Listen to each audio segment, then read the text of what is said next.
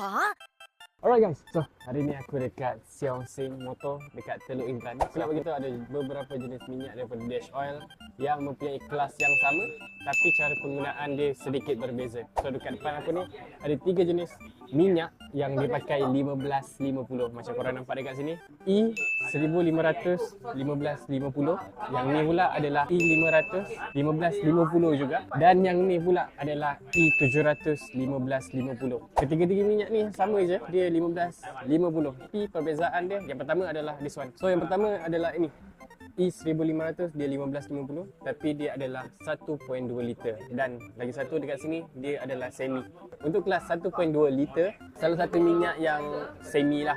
So ini kita tolak tepi dulu, kita cerita pasal dua ni pula. Okay, dua-dua minyak ni sama je, dia 1550 tapi satu dia adalah fully dan satu adalah semi.